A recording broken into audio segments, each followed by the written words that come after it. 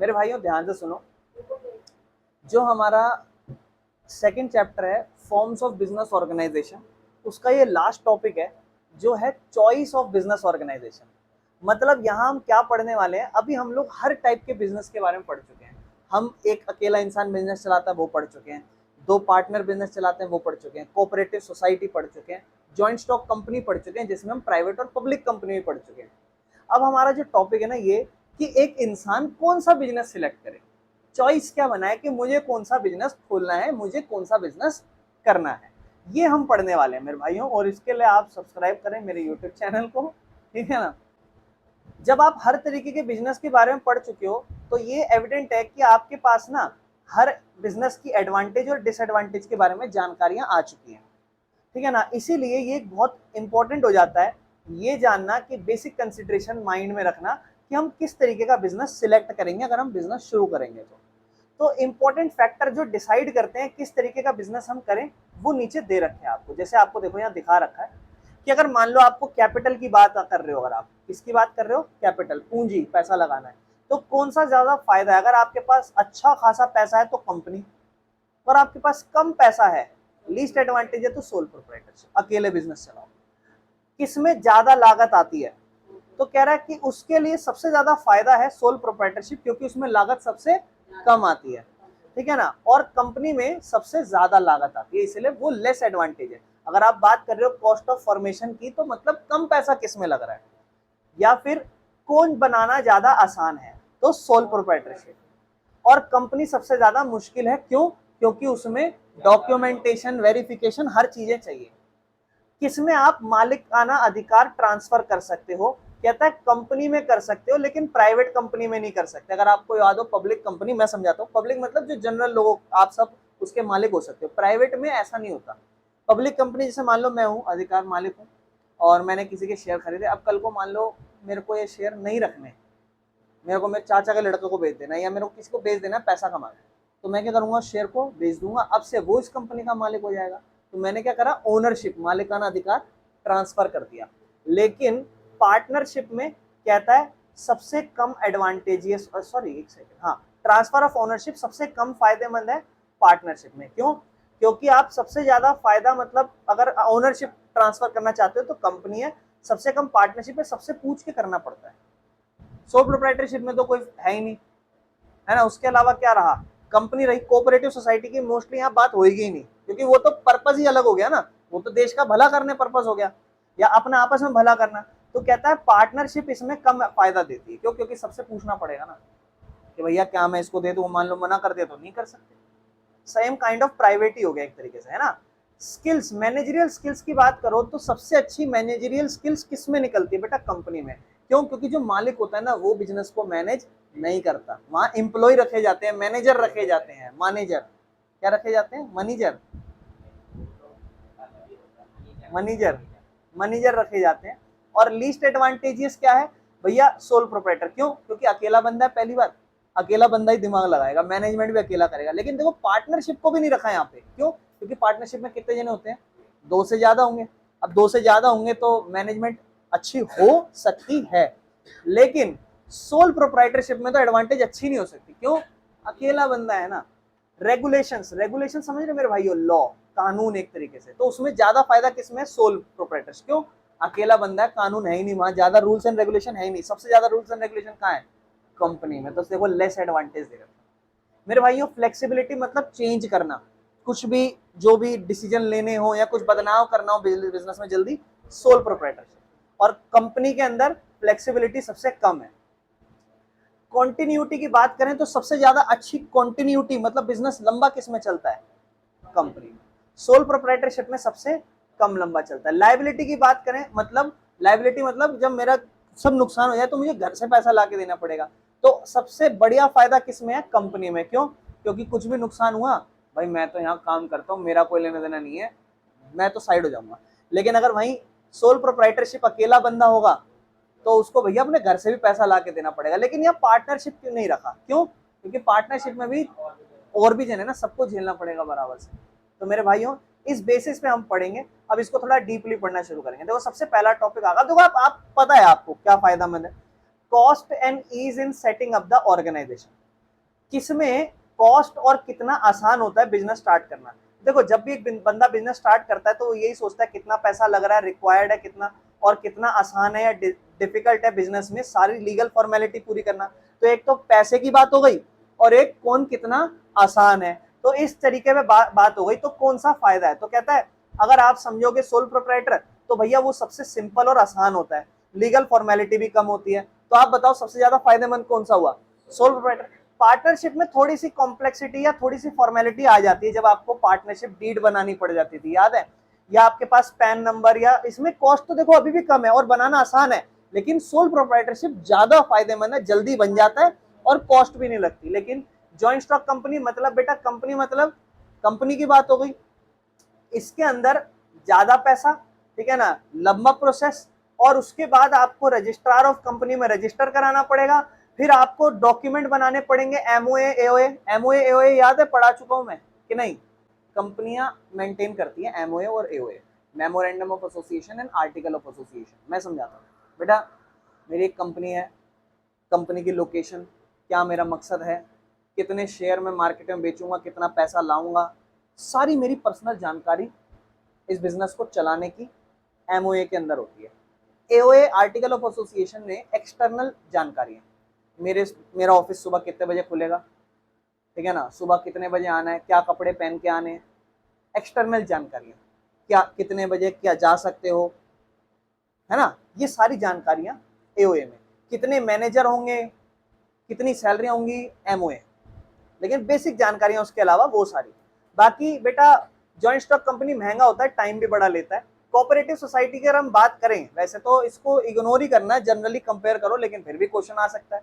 Cooperative society में भी registration अगर आपको याद हो तो लगती थी, सरकार से रजिस्टर कराना पड़ता था। क्यों? क्योंकि इसके अंदर मकसद पैसा कमाना नहीं होता था, सर्विस देना होता था, अपने लोगों का भला करना। और उसमें सरकार ध्यान देगी कि भाई कहीं ऐसा तो नहीं है तुम फ्रॉड रॉड करके पैसा कमाना चाहो। वो इसीलिए इसके प्रोसीजर जो है ना वो सिंपल तो है, लेकिन सस्ते नहीं होते जितने सोल प्रोप्राइटर के होते हैं, ठीक है ना। तो इसीलिए इसमें जनरली आप म्यूचुअल एक दूसरे का भला करने के लिए रहते हो, सिर्फ प्रॉफिट कमाने के लिए नहीं। तो यहाँ से कंक्लूजन क्या निकला पहले पॉइंट से, कि कौन सा बिजनेस चलाना आसान है और किसमें कॉस्ट कमाएगी, कौन आसान है। तो कहता है इसका आंसर है सोल प्रोप्राइटरशिप बेस्ट चॉइस है। लेकिन अगर आपके पास थोड़ा ज्यादा बजट है, पार्टनर्स भी हैं, तो पार्टनरशिप चुन लो। लेकिन अगर आपको एक बड़ा बिजनेस चलाना है और अच्छा खासा पैसा भी है बेटा, हाई कॉस्ट है, कंपनी बना लो। ठीक है बेटा, आगे चलें। नेक्स्ट लायबिलिटी के हिसाब से बात करते हैं, तो कौन सा बिजनेस प्रेफरेबल होगा जहां लायबिलिटी आ जाए। अभी पढ़ चुके हैं हम लायबिलिटी। कंपनी कंपनी कंपनी क्यों? क्योंकि वहां पे खर्चा नहीं बेटा। लायबिलिटी मतलब अगर आपका लायबिलिटी भी नहीं पड़ेगी मेरे भाई, अगर आपका बिजनेस नुकसान में है तो आप वहां कंपनी में काम कर रहे हो। अगर मान लो बिजनेस में प्रॉफिट, आपके पास संपत्ति 10 लाख की है कंपनी में और आपके नुकसान 12 लाख के हो गए, तो इसका मतलब जो कंपनी के ओनर्स हैं उन्हें अपनी जेब से 2 लाख रुपए देना पड़ेगा। लेकिन कंपनी में ऐसा नहीं होता, इसीलिए लायबिलिटी वहां पर लिमिटेड होती है, अनलिमिटेड नहीं होती है। ठीक है ना, ठीक है। पर्सनली रिस्पॉन्सिबल कर्ज के प्रति, समझ रहे हो, पर्सनली रिस्पॉन्सिबल तुम कर्जे के प्रति हो कि नहीं। और लायबिलिटी दो टाइप की होती है, अनलिमिटेड, लिमिटेड। अनलिमिटेड जब आप क्या करते हो, लॉस को सफर करते हो, या ऐसा पैसा जो आपको ओ करना होता है, मतलब देना होता है, उधारी होती है आपकी। तो अगर एक बिजनेस जो है ना, अगर एक ओनर है उसको अपनी पर्सनल संपत्ति देनी पड़े तो समझ जाओ उसकी लायबिलिटी अनलिमिटेड है। क्यों? अपने घर से पैसा ला के दे रहा है कर्जा चुकाने के लिए। लेकिन लिमिटेड में भैया आपकी पर्सनल संपत्ति सेफ है, अगर आपका जो भी नुकसान हुआ है वो बिजनेस में जो डाला है उतना ही है, सिर्फ घर से नहीं लाओगे। भैया सोल प्रोप्राइटर में अनलिमिटेड होती है, ठीक है ना। पार्टनरशिप में बेटा जनरल पार्टनरशिप पढ़ोगे तो अनलिमिटेड होती है, लिमिटेड पार्टनरशिप में किसी किसी की लिमिटेड होती थी, किसी की अनलिमिटेड होती थी। ये सब आपको पता है ज्यादा क्लियर कब होंगे, जो ऑलरेडी सारे पढ़ चुके होंगे। लेकिन फिर भी नहीं भी पढ़े होंगे तो भी चीजें यहाँ से थोड़ी बहुत मैं कोशिश करूंगा आपको समझ आए। तो बेटा पार्टनरशिप में अनलिमिटेड ही होती है मेजरली, इतना समझ लो। किसी किसी की लिमिटेड हो सकती है अगर चाहो तो। जॉइंट स्टॉक में बेटा लिमिटेड होती थी, क्यों? क्योंकि आप सिर्फ उतना ही पैसा खोगे जितना आपने शेयर में इन्वेस्ट करा है। कोऑपरेटिव में भी बेटा लिमिटेड होती थी, बिजनेस डूबा तो जितना पैसा उतना ही डूबेगा। कंक्लूजन क्या है? तो बेटा जॉइंट स्टॉक कंपनी या कोऑपरेटिव सोसाइटी बेस्ट है अगर आप पर्सनल रिस्क को अवॉइड करना चाहते हो। अगर आप चाहते हो कि भैया मेरा बिजनेस का नुकसान ही मैं झेलूंगा, इससे ज्यादा नहीं, तो कंपनी पे ध्यान दो या फिर कोऑपरेटिव सोसाइटी। लेकिन बेटा कॉन्टिन्यूटी की बात करोगे, मतलब बिजनेस कितना लंबा जाना चाहिए। सोल प्रोप्राइटर है, मान लो मर गया, बिजनेस खत्म, खत्म। कंपनी, मालिक मर गया, रतन टाटा जी, उनकी कंपनी कितनी पुरानी है, 100-150 साल पुरानी, कब से चल रही है, अभी भी कंटिन्यू है ना कंपनी। तो कंपनी का ज्यादा फायदा है लाइफ या एग्जिस्टेंस एक बिजनेस की, कि बिजनेस कितना लंबा चल रहा है, ठीक है ना।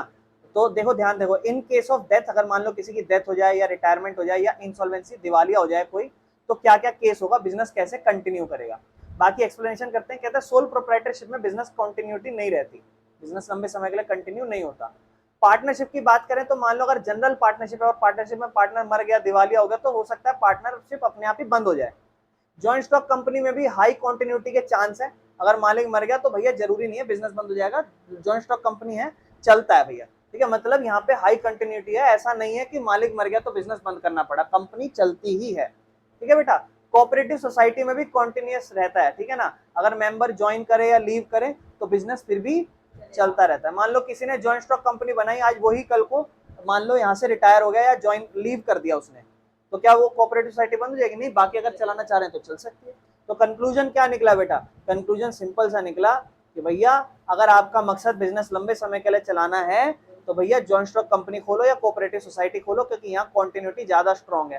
कहता है लेकिन सोल प्रोप्राइटरशिप, पार्टनरशिप, इनमें कॉन्टिन्यूटी कम है बेटा, ठीक है। चले आगे, मैनेजमेंट की एबिलिटी की बात करो, यानी कि किसके अंदर अच्छी मैनेजमेंट होगी, ठीक है ना। तो मैनेजमेंट ये आपको बताता है कि बिजनेस कितना अच्छा प्लानिंग करना है, कितने बढ़िया तरीके से चल रहा है, अलग अलग तरीके से, है ना, कहाँ पर ज्यादा बढ़िया मैनेजमेंट है, कहाँ पर ज्यादा एक्सपर्टीज लोग है कंपनी के अंदर।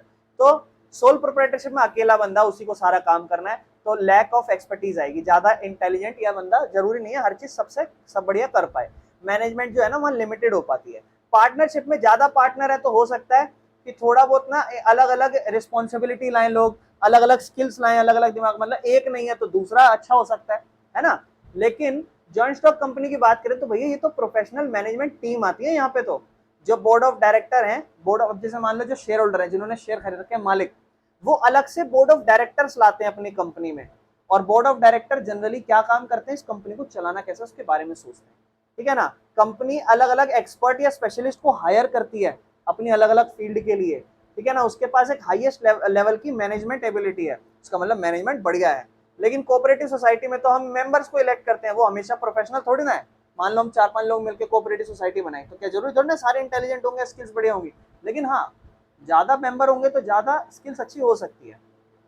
फोकस तो बेटा यहाँ सर्विस के ऊपर है, प्रॉफिट के ऊपर नहीं है, तो इसलिए यहाँ एफिशिएंसी थोड़ी सी कम होती है। इसलिए कंक्लूजन क्या है, जॉइंट स्टॉक कंपनी सबसे ज्यादा बेस्ट है। जॉइंट स्टॉक कंपनी मतलब प्राइवेट और पब्लिक कंपनी की बात कर रहा हूं मैं। लेकिन छोटे बिजनेस की अगर आप बात करो तो कहता है छोटे बिजनेस में अगर ओनर पार्टनर के पास मैनेजमेंट स्किल्स हैं तो भैया उस केस में तो सोल प्रोप्राइटरशिप और पार्टनरशिप भी बढ़िया है। लेकिन मान लो अगर मैं बहुत बढ़िया मैनेजमेंट कर सकता हूँ, मुझे मेरे पास स्किल्स हैं, तो मैं फिर कंपनी नहीं चलाऊंगा, अगर मेरे पास पैसा कम है तो मैं सोल प्रोप्राइटर या पार्टनरशिप चला सकता हूँ मेरे भाई। कैपिटल कंसिडरेशन मतलब पूंजी के हिसाब से, पैसे के हिसाब से सोचो, तो पैसा मतलब कितना आप डाल रहे हो, कितना नहीं डाल रहे, इन्वेस्टमेंट आपकी। तो सोल प्रोप्राइटरशिप में ऑब्वियसली बात है पैसा ज्यादा नहीं डाल सकते, अकेले बंदे हो कितना पैसा डाल लोगे। पार्टनरशिप में 2-3 जने हैं, थोड़ा पैसा ज्यादा हो सकता है। जॉइंट स्टॉक कंपनी में तो भैया जितना पैसा लेना ले लो, आम जनता से ले लो, पब्लिक शेयर इशू कर दो। प्राइवेट कंपनी तो बड़े बड़े अमीर लखपति लोग एक साथ इकट्ठे हो जाओ, पैसा डाल लो। तो भैया इसके अंदर तो लार्ज स्केल बिजनेस पे है, बड़ी हैवी इन्वेस्टमेंट होती है, अनलिमिटेड कैपिटल आ सकती है इन्वेस्टरों से।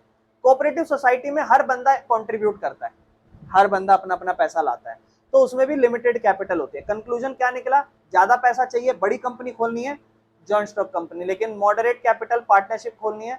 मतलब अगर मान लो आपकी पैसा मॉडरेट है तो पार्टनरशिप खोल लो, 3-4 जने मिलकर पैसा लगा लो। और भैया बहुत ही छोटा बिजनेस है तो फिर सोल प्रोप्राइटरशिप। बाकी कोऑपरेटिव सोसाइटी जो है ना वो भी लिमिटेड कैपिटल के साथ होती है, तो उसको भी सपोर्ट मिलता है गवर्नमेंट के साथ, वो भी कर सकते हो।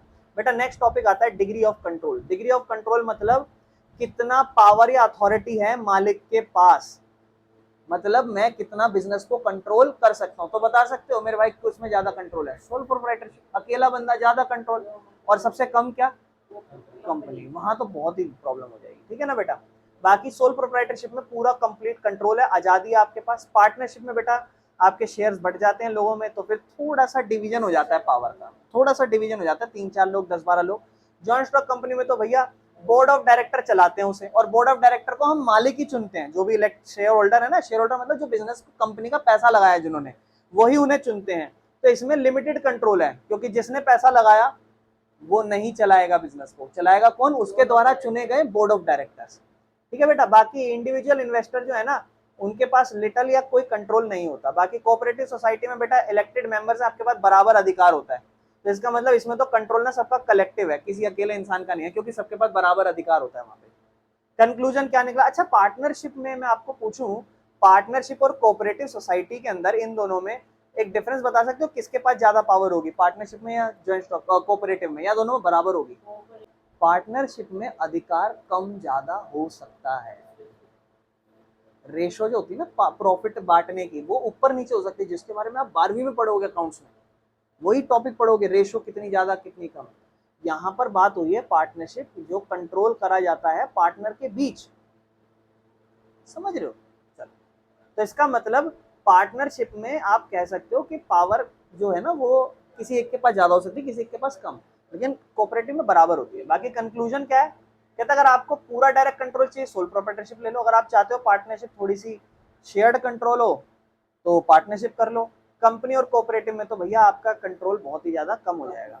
बाकी last topic that is nature of business, मतलब हम बिजनेस को यहाँ पर डिवाइड कर रहे हैं किस टाइप का नेचर है, मतलब किस तरीके का मैं बिजनेस चला रहा हूँ। ठीक है ना? मतलब मेरा टाइप क्या है बिजनेस का, कितना बड़ा बिजनेस है, या पर्पस क्या है मेरा बिजनेस का, छोटा बिजनेस चला रहा हूँ, मीडियम बिजनेस, सर्विस बिजनेस चला रहा हूँ, मैन्युफैक्चरिंग बिजनेस चला रहा हूँ, या किस तरीके का मैं प्रोफेशनल मैनेजमेंट रख रहा हूँ। वो डिपेंड करता है मेरे बिजनेस को सोचने पे कि मैं किस टाइप का बिजनेस मुझे चलाना चाहिए। मान लो अगर मेरा छोटा स्केल बिजनेस है, तो जायज बात है फिर मैं कुछ चुन सकता हूँ, फिर तो मुझे स्मॉल स्केल के लिए फिर तो मुझे सोल प्रोप्राइटरी चुनना पड़ेगा। ठीक है ना? क्यों? उसमें पर्सनल अटेंशन होती है ना, जैसे रिटेल शॉप, बेकरी, सैलून्स, है ना। बाकी इसमें आप अपना पर्सनली मैनेज करते हो। लेकिन पार्टनरशिप में मीडियम स्केल, क्योंकि पैसा थोड़ा और आ जाएगा, यहाँ 4-5 पार्टनर मिलके बांट लेंगे, तो इसमें क्या हो, जो आपके अलग अलग स्किल्स हैं या जॉइंट डिसीजन मेकिंग है ना, वो हेल्पफुल है। जैसे मेडिकल क्लिनिक हो गए, लॉ के फर्म्स हो गए ना, ये सब प्रोफेशनल सर्विस में बढ़िया काम करते हैं। जॉइंट स्टॉक कंपनी थोड़ी लार्ज स्केल बिजनेस है, बड़ा पैसा है, बड़ा बिजनेस बड़े लेवल पे करना चाहते हो, ठीक है ना, तो फिर भैया लार्ज स्केल के लिए जॉइंट स्टॉक कंपनी खोल लो, जिसमें कैपिटल भी ह्यूज होगी और मैनेजमेंट भी आप बढ़िया से कर सकते हो। बाकी कोऑपरेटिव में बेटा फिर एक दूसरे के भला करना चाहते हो तो फिर कोऑपरेटिव खोलो। नेचर, मकसद क्या है आपका बिजनेस खोलने का ना। कंक्लूजन क्या है बेटा? छोटा पर्सनल खुद की सर्विस वाला बिजनेस करना चाहते हो जहां आप खुद ही काम करो, तो सोल प्रोप्राइटरशिप। अगर आप चाहते हो कि प्रोफेशनल बिजनेस हो या मीडियम लेवल का हो, तो पार्टनरशिप। अगर आप चाहते हो बड़ा हो, थोड़ा कॉम्प्लेक्स हो, फॉर्मेलिटीज ज्यादा हो, जॉइंट स्टॉक कंपनी। सोशल भला करना चाहते हो और एक दूसरे का मिलकर भला करना चाहते हो, कोऑपरेटिव सोसाइटी। और बेटा यहाँ पर ये देखो सारे डिफरेंसेस, इनके एक बारी में हम पढ़ सकते हैं, आ जाओ। ठीक है ना? फॉर्मेशन बनाना हो तो कौन सा? बोलता है सबसे कम आसान है और सबसे कम लीगल फॉर्मेलिटी लगती है। पार्टनरशिप में रजिस्ट्रेशन मर्जी है, कराना है तो करा लो, लेकिन अगर कराओगे भी तो भी आसान है बनाना। जॉइंट हिंदू फैमिली बिजनेस, याद है? जॉइंट हिंदू फैमिली बिजनेस आ गया, देखो यहाँ पे कह रहा है इसके अंदर तो भैया लीगल फॉर्मेलिटी आपको निभानी पड़ेगी, है ना, रजिस्ट्रेशन से, है ना, इजी फॉर्मेशन है बेटा, कराना पड़ेगा। बाकी रजिस्ट्रेशन कोऑपरेटिव में कंपलसरी है, और कंपनी में रजिस्ट्रेशन कंपलसरी है, लंबी भी है, एक्सपेंसिव भी है, बड़ा पैसा लगता है। तो ये सबसे आसान, सबसे मुश्किल। मेंबर्स की बात करें, अकेला इंसान सोल प्रोप्राइटर में। पार्टनरशिप में आपको कह रहा है 2 मिनिमम और मैक्सिमम 50। बाकी फैमिली वाला बिजनेस, उसमें कम से कम 2 जने तो होने ही चाहिए। बाकी मैक्सिमम तो भैया जितने बच्चे पैदा करो उतने माँ बाप बना लो अपने घर में। बाकी भैया कोऑपरेटिव सोसाइटी में कम से कम 10 एडल्ट तो होने चाहिए, मैक्सिमम की कोई लिमिट नहीं है। प्राइवेट कंपनी में कम से कम 2, पब्लिक में कम से कम 7। प्राइवेट कंपनी में मैक्सिमम 20 है, और पब्लिक कंपनी में तो जितने मर्जी भर लो, अनलिमिटेड है। कैपिटल की बात करें तो इसमें पैसा कम आता है, इसमें थोड़ा सा ज्यादा आता है प्रोप्राइटरशिप में। इसके ऊपर तो भैया पूर्वजों की पैसा आ जाता है, जो भी हिसाब कमाया वो तुम्हें दे जाएंगे, ले बेटा मेरा तो होने वाला, अब तू ले जा, समझ रहे हो ऐसा। बाकी बेटा कोऑपरेटिव सोसाइटी जो है उसमें पैसा लिमिटेड होता है, इतना ज्यादा नहीं डाल सकते क्योंकि सबका अपना अपना हिसाब होता है। बाकी इसमें तो भैया आप जितना मर्जी पैसा डालो। लायबिलिटी की बात करें, सोल प्रोप्राइटरशिप अनलिमिटेड है, पार्टनरशिप में अनलिमिटेड है, ठीक है ना, और इसमें कर्ता की अनलिमिटेड थी अगर आपको याद हो, लेकिन जो बाकी मेंबर्स होते थे उनकी लिमिटेड होती थी, ये हमने पढ़ा था अगर आपको याद हो जॉइंट हिंदू फैमिली में। और बेटा कोऑपरेटिव में भी लिमिटेड है और कंपनी में भी लिमिटेड पैसा लाना है। अगर आपकी संपत्ति घर पैसा एक्स्ट्रा है आपका पड़ा है, तो घर से ला के नहीं देना आपको, अगर कर्जे वाली सिचुएशन में हो तो। कंट्रोल एंड मैनेजमेंट की बात करें तो ओनर जो है ना, वो सारे डिसीजन लेता है खुद से। इसमें भैया पार्टनर है तो थोड़ा डिसीजन बट जाता है, इसमें कर्ता डिसीजन लेता था, अगर आपको याद है घर का जो मुखिया होता था। और इसके अंदर जो भी आपने बंदे चुने हैं वोट देकर वो कोऑपरेटिव सोसाइटी में होंगे, और इसके अंदर तो भैया आपने अलग से मैनेजमेंट बुला रखी है, अलग से पैसा दे रहे हो। कॉन्टिन्यूटी की बात करें भैया, ये अनस्टेबल है, 2 दिन मालिक बीमार पड़ा तो बिजनेस 2 दिन बंद भी रह जाता है, ये चीजें है ना, घूमने चला गया ऐसे। बेटा ये थोड़े से ज्यादा स्टेबल होते हैं, ठीक है ना, और इससे पार्टनर के स्टेटस से अफेक्ट हो सकता है बिजनेस में, ये स्टेबल होते हैं। बाकी ये भी स्टेबल होते हैं बेटा, अगर कर्ता मर गया तो भी चलता ही रहेगा बिजनेस, है ना। बाकी स्टेबल बिजनेस इसके अंदर क्या है, ये थोड़ा स्टेबल है कोऑपरेटिव, क्योंकि ज्यादा लोग हैं, कोई छोड़ जाए तो भी बिजनेस चलेगा। बाकी इसके अंदर तो भैया बहुत ही ज्यादा स्टेबल है, ठीक है ना। और मेरे भाइयों, ये हमारी सेकंड यूनिट जो थी इस चैप्टर की, that was choices of business organisation, किस तरीके का बिजनेस ऑर्गेनाइजेशन करें। बहुत छोटा सा ही टॉपिक था ये, ठीक है ना, और ये कंप्लीट हो चुका है। इसके बाद हम इसकी थर्ड यूनिट स्टार्ट करेंगे, ठीक है ना।